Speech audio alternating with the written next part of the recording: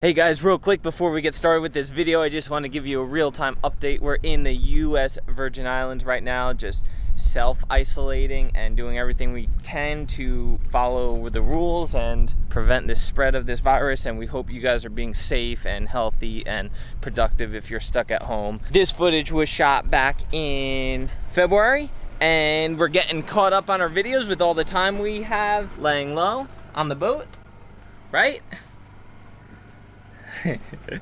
So we hope you guys enjoy this one. We are so excited for the big surprise that you'll see like halfway through the video. So hope you guys enjoyed it. Make sure you subscribe and leave a comment below and enjoy.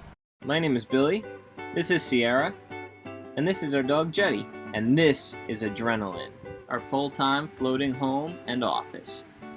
Join us as we sail, surf, swim, dive, fish, and kiteboard through new and exotic places every day. Make sure you subscribe below and sit back and enjoy.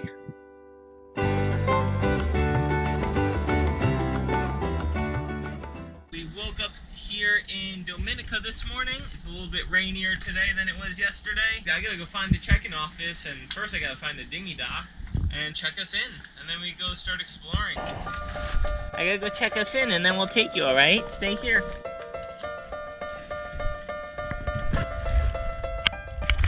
Our battery died, or the charger for the engine's not working.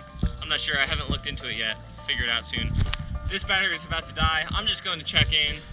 We'll see you guys in a little bit. 2 hours later.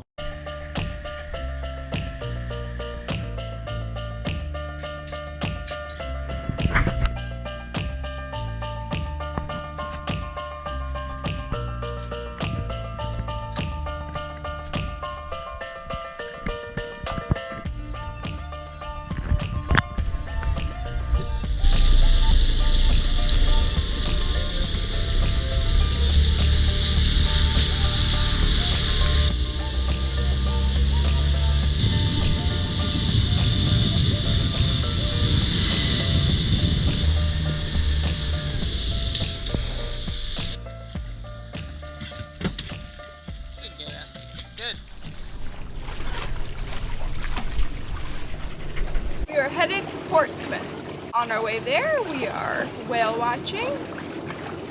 So far, nothing. But we're not giving up yet. It's gonna happen. Here's one of the whale watching boats.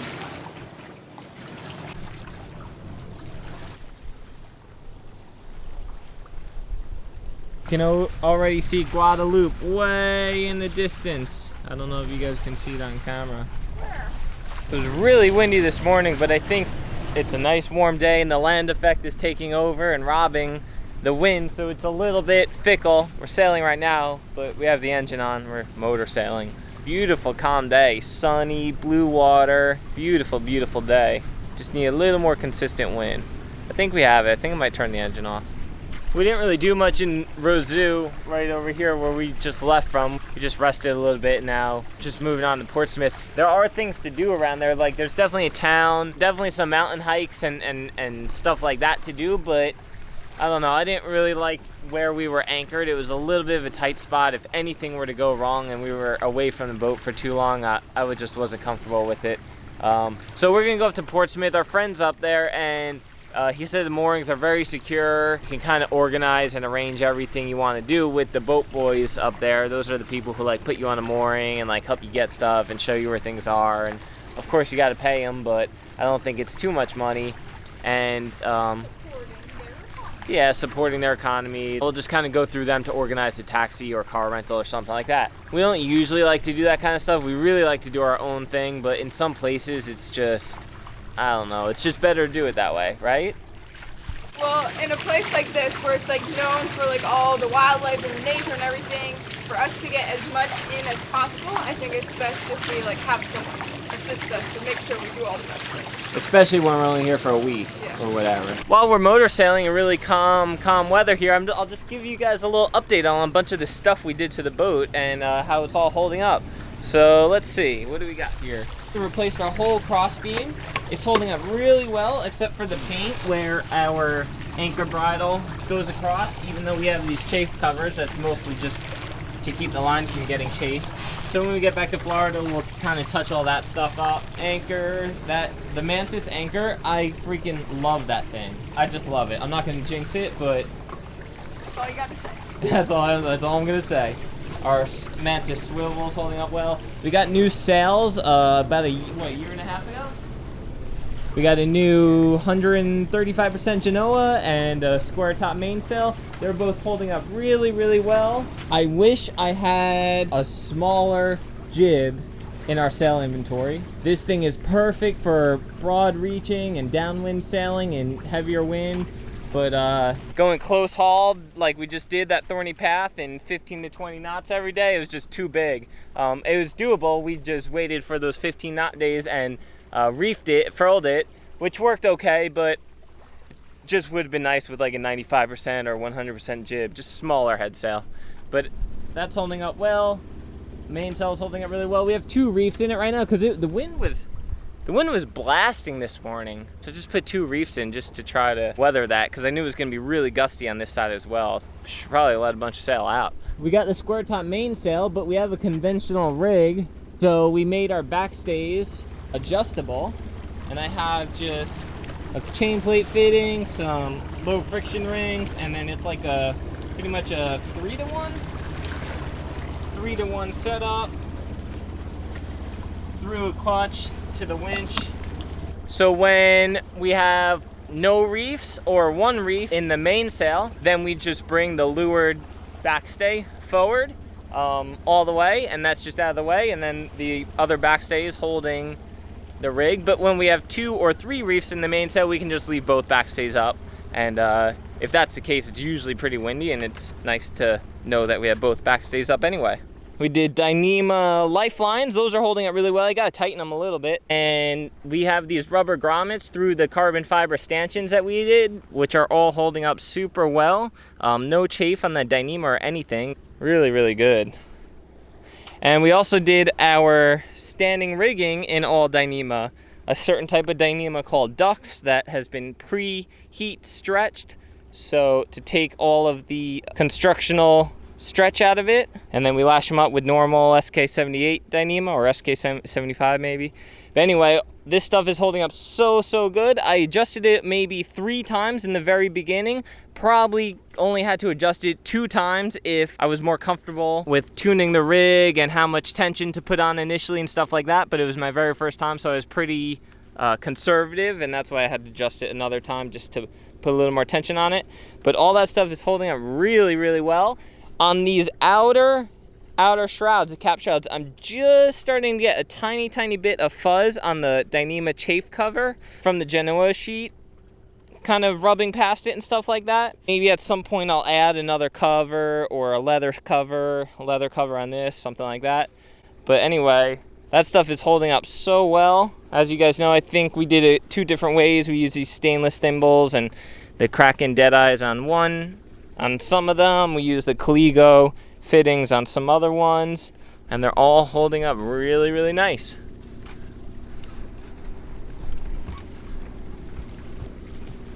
I'm really, really happy I put the Dyneema chafe cover on. As long as you don't chafe through that cover, the lifespan of these things are almost infinite, I'd say. I mean, UV can't get to them and chafe can't get to them, so I'm really happy I invested in doing that.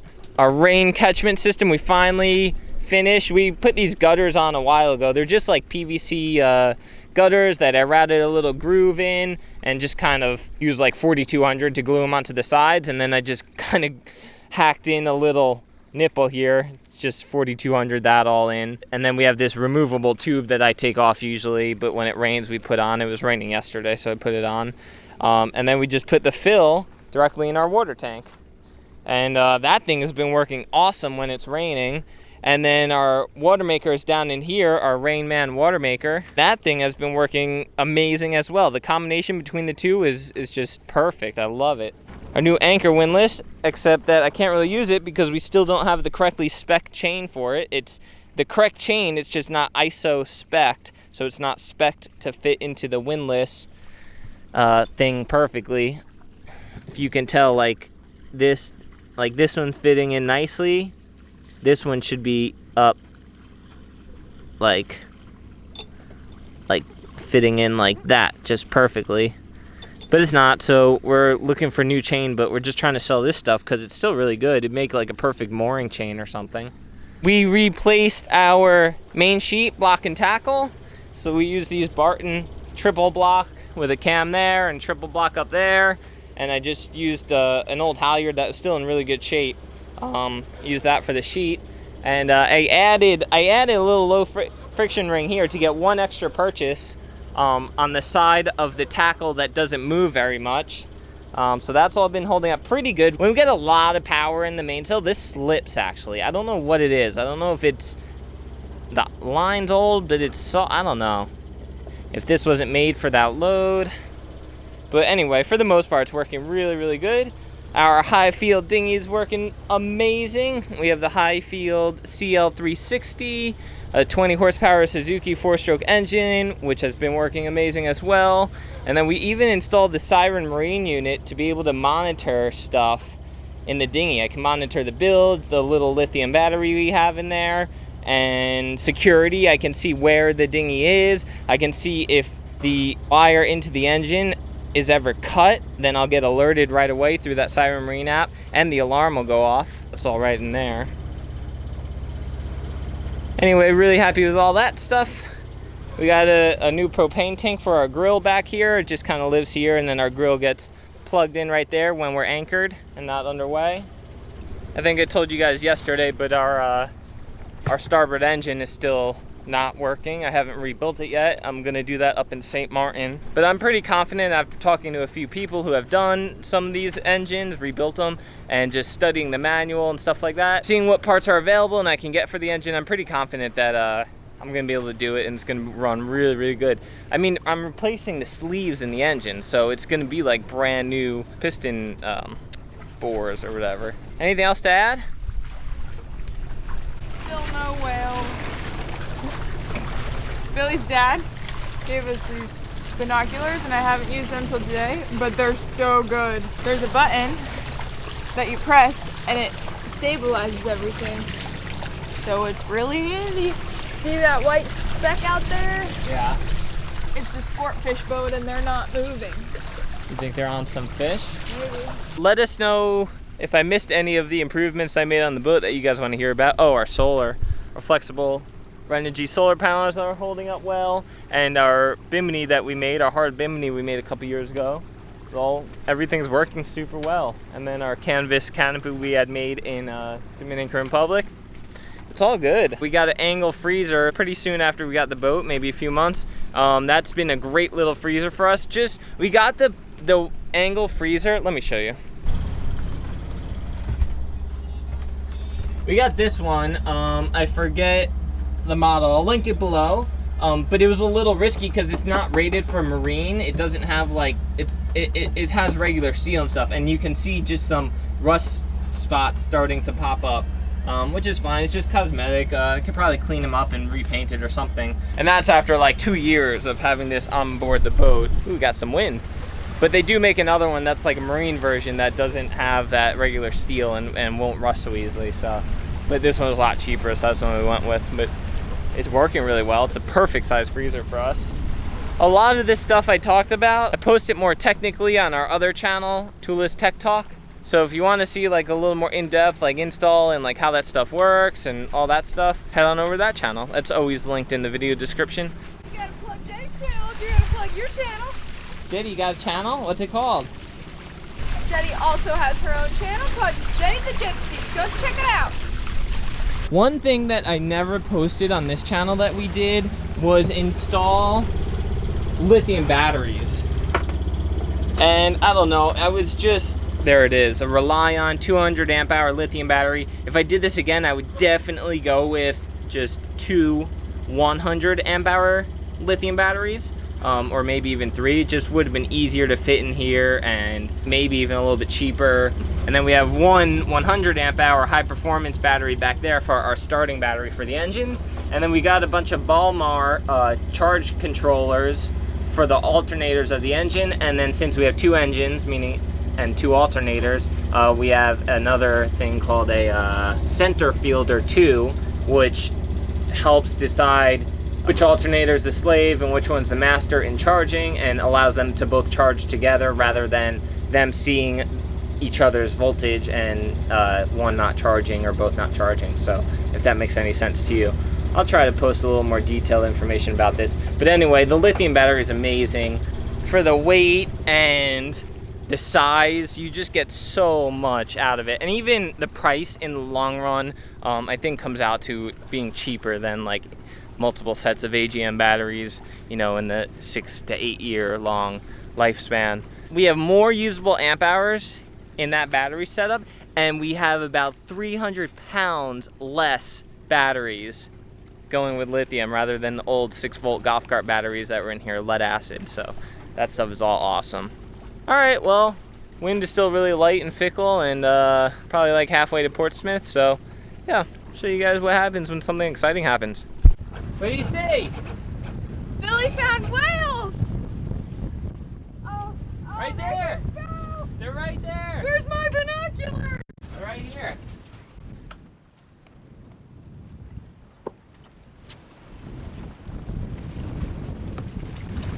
They're right in front of us! We rolled up the Genoa, we just got the main up, but sheeted way out to hopefully slow down and just kind of drift by them. What do you think they might be? I think they might be pilot whales. Not your sperm whales? I don't think so.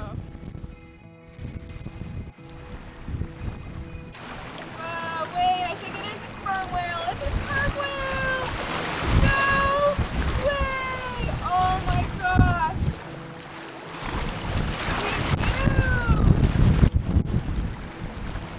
Oh my gosh! He's like a school bus! Wait, there's more! Oh no, he's diving! Don't die! Wow, he's so big! How cool is that? That was crazy! Crazy!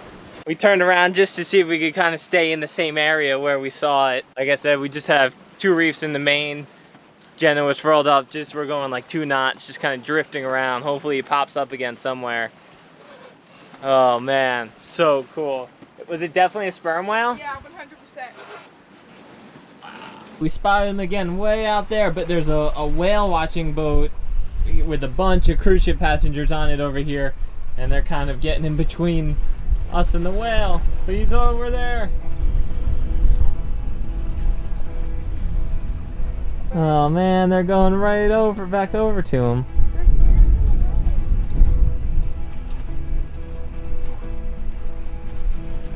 They're going right up to him.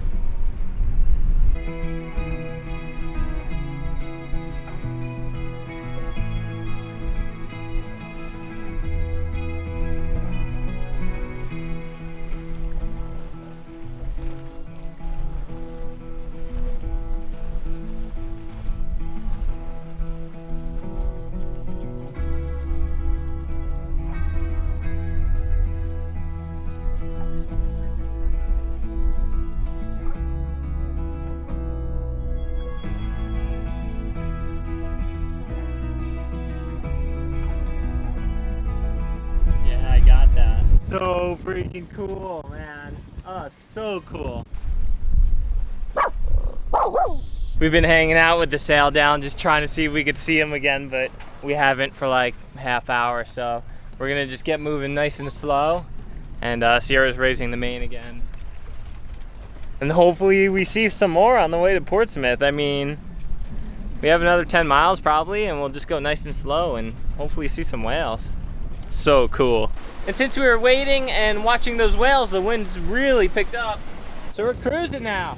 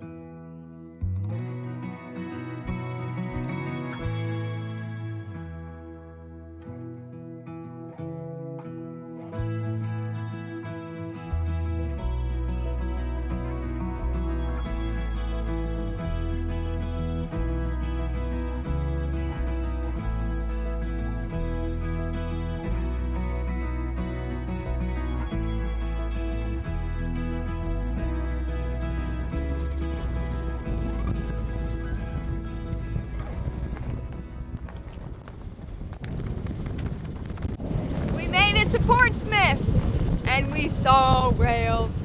I'd say it was a good sail.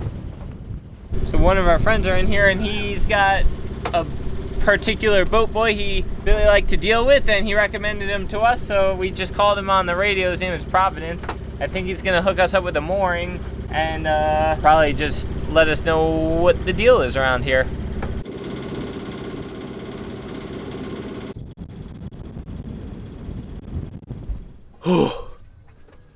I'm tired. Are you tired? I'm pumped. We saw a sperm whale. We are moored in a beautiful place in Dominica, and tomorrow we're going on a river tour. I don't know what else you want me to say. We, sorry I couldn't film before. We were hooking up to the mooring, but it was kind of stressful because it was super windy and gusty coming into here. Even though it was calm, it was just super, super windy.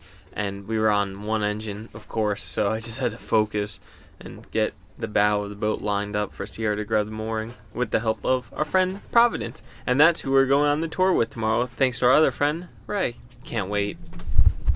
We're going to see some, what are we going to see? Parrots? And that's all I know so far. Time to get out the bird book. There's like a local barbecue over here. It's like $20 for all you can eat and drink, I think. So we're going to go check that out, and then we got to wake up early. So we'll see you tomorrow. Adios.